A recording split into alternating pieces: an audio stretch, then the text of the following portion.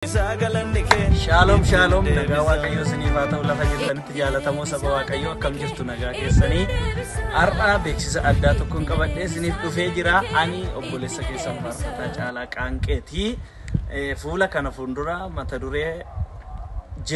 jedhuun faarfannaa albeemii guutuu faarfannaa lakkoofsa 7 qabu qabadhee isinii dhiyaadheen jira innis muddee 16 waldaa biraana Kiristoos xaafoo arbuu gubbaatti waan eebbifamuuf guyyaa sana hirmaattuu eebba kana akka taatan jaalala waaqayyootiin isin affeereera guyyaa sana kan nu tajaajilan Faarfataa Abrahaam Tarree fi Raajiyye Shixilaa Meechiti koottaatoo hirmaattuu eebba kana taasisaniin jecha asumaan dhaamsi koo YouTube ko irratti waan gadhiifamuuf faarfannichi maqaan YouTube kooti Caalaa Qaanqee official kan jedhudha isa like share subscribe gochaana eega waaqayyo sinaa eebbisu eebbifama ulfaadha fayyaata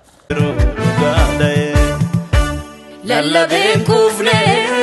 farfadeen kufne jajabeen kufne leelliseen kufne ittina deebisa galanni kee ittina deebisa galanni kee ittina deebisa galanni kee ittina deebisa